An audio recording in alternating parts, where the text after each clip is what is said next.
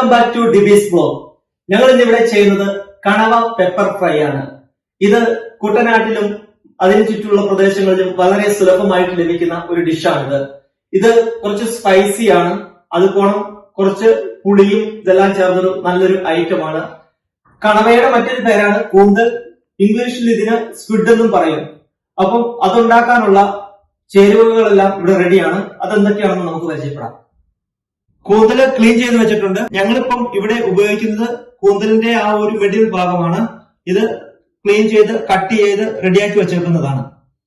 മഞ്ഞപ്പൊടി, മുളക് പൊടി, മല്ലിപ്പൊടി, ഉപ്പ്, കുരുമുളക് പൊടിച്ചത്, ഇഞ്ചിയും വെളുത്തുള്ളിയും ചതച്ചത്, ഒരു സവോള ചെറുതായിട്ട് അരിഞ്ഞത്, തേങ്ങാപ്പാൽ എടുത്തത്, തക്കാളി അരിഞ്ഞത് ചെറുതായിട്ട്, കോൺഫ്ലവർ അത് ഓപ്ഷനാണ്, നിങ്ങൾക്ക് വേണമെങ്കിൽ അത് ഉപയോഗിച്ചാൽ മതി. കുറച്ച് കറിവേപ്പിലയും പച്ചമുളകും, ഒരു മുട്ട, അതും ഓപ്ഷണൽ ആണ്, നിങ്ങൾക്ക് വേണമെങ്കിൽ ഉപയോഗിച്ചാൽ മതി.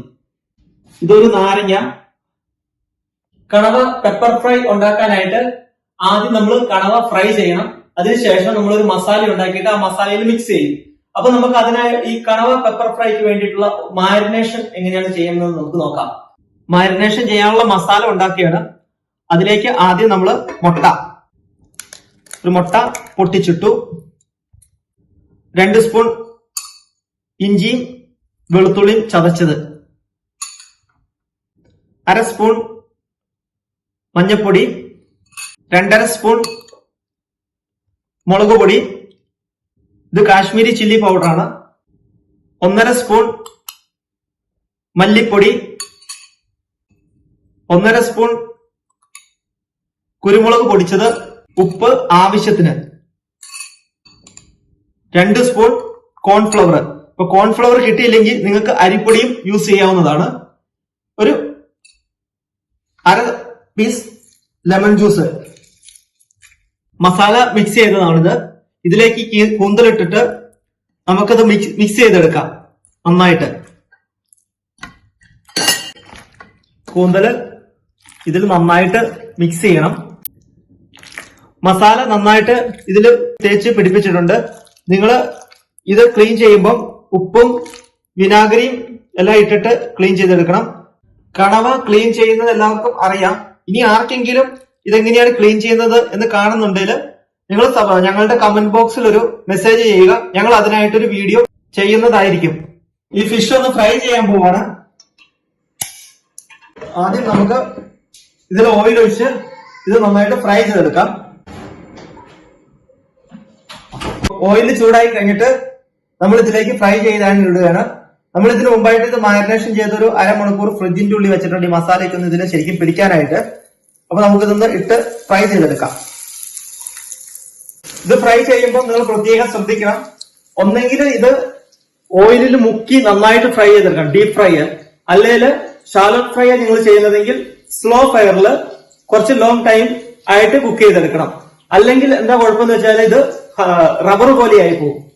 സ്ക്വിഡും പ്രോൺസും ഒക്കെ കുക്ക് ചെയ്യാൻ നേരത്ത് നമ്മൾ പ്രത്യേകം ശ്രദ്ധിക്കേണ്ട ഒരു കാര്യമാണത്. മസാല ഉണ്ടാക്കാനുള്ള വെളിച്ചെണ്ണ ചൂടാക്കാൻ വെച്ചിട്ടുണ്ട്. ഇതൊന്ന് ചൂടായി കഴിയുമ്പോൾ ഇതിൽ നമുക്ക് കടുക് പൊട്ടിക്കാം. കണവ ഫ്രൈ ചെയ്ത് മാറ്റി വെച്ചിട്ടുണ്ട്. അപ്പൊ ഓയിൽ ചൂടായിട്ടുണ്ട്. ഇതിലേക്ക് കടുക് ഇട്ട് കൊടുക്കാം.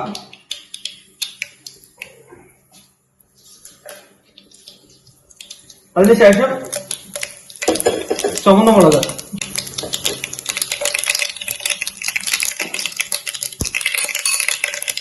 അതിനുശേഷം കറിവേപ്പില, പച്ചമുളകും,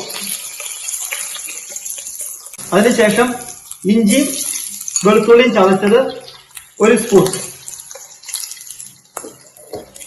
അതൊന്ന് വഴറ്റിയെടുക്കാം. ഇഞ്ചിയും വെളുത്തുള്ളിയും നന്നായിട്ട് വഴറ്റിയെടുക്കണം, അല്ലെങ്കിൽ ആ പച്ചപ്പ് നമുക്ക് ഫീൽ ചെയ്യും. ഇനി നമുക്ക് ഒരു സവോള ഉള്ളത് ഇതിൽ മിക്സ് ചെയ്യാം. കുറച്ച് ഉപ്പിട്ട് കൊടുക്കാം. ഉപ്പിടുമ്പോൾ സവോള പെട്ടെന്ന് സോട്ടേ ചെയ്ത് കിട്ടും.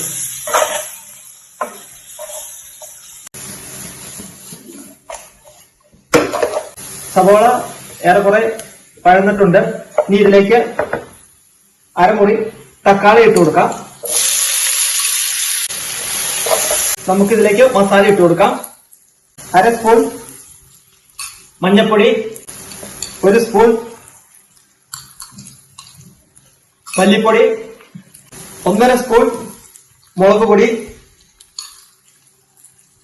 1 സ്പൂൺ പെപ്പർ പൗഡർ. നന്നായിട്ട് മിക്സ് ചെയ്യാം. മസാല തയ്യാറായിട്ടുണ്ട്. ഇതിലേക്ക് നമുക്ക് ഫ്രൈ ചെയ്ത് വെച്ചേക്കുന്ന ഈ കണവ ഇട്ട് മിക്സ് ചെയ്യാം.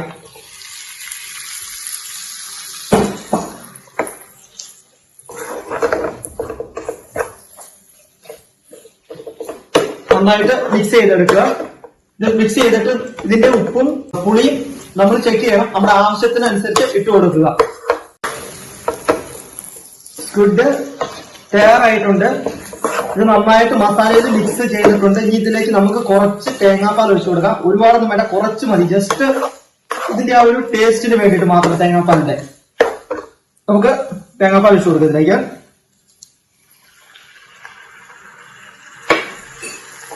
നന്നായിട്ട് മിക്സ് ചെയ്തെടുക്കാം. കണവ ഫ്രൈ തയ്യാറായിട്ടുണ്ട്. ഇനി നമുക്ക് ഇതിന്റെ ഉപ്പും പുളിയൊക്കെ നോക്കിയിട്ട് ഓഫ് ചെയ്യാം. അതിനു മുമ്പ് നിങ്ങൾ ഉണ്ടാക്കുമ്പം ഇതിന്റെ ഉപ്പും പുളിയൊക്കെ നോക്കിയിട്ട് അതിന്റെ ആവശ്യത്തിന് അനുസരിച്ച് ഇട്ട് കൊടുക്കണം. ഇതിന്റെ ആ ഒരു ടേസ്റ്റ് എന്ന് പറഞ്ഞാൽ കുരുമുളകിന്റെ ആ ഒരു ഫ്ലേവർ മുന്നിൽ നിൽക്കണം. മുളക് പൊടിയുടേത് ആ ഒരു കുത്തല് ഉണ്ടാകരുത്. അപ്പൊ നമുക്ക് ഇതായിട്ടുണ്ട്. ഇത് ഓഫ് ചെയ്യാം. ഇതാണ് സ്ക്വിഡ് പെപ്പർ ഫ്രൈ. എല്ലാവർക്കും ഇഷ്ടമായെന്ന് ഞങ്ങൾ വിചാരിക്കുന്നു. വളരെ ഈസി ആയിട്ട് വീടുകളിൽ ചെയ്യാൻ പറ്റുന്ന ഒരു റെസിപ്പിയാണ്. എല്ലാവരും ട്രൈ ചെയ്ത് നോക്കിയിട്ട് അഭിപ്രായങ്ങൾ ഞങ്ങൾക്ക് കമന്റ് ചെയ്യുക. ഇനിയും ആരെങ്കിലും ഈ ചാനൽ സബ്സ്ക്രൈബ് ചെയ്യാനുണ്ടെങ്കിൽ ചെയ്യുക. അടുത്ത് കാണുന്ന ബെൽ ബട്ടൺ അമർത്തുക, ലൈക്ക് ചെയ്യുക, ഷെയർ ചെയ്യുക. വീണ്ടും കാണാം. Signing off DB's vlog. Bye by.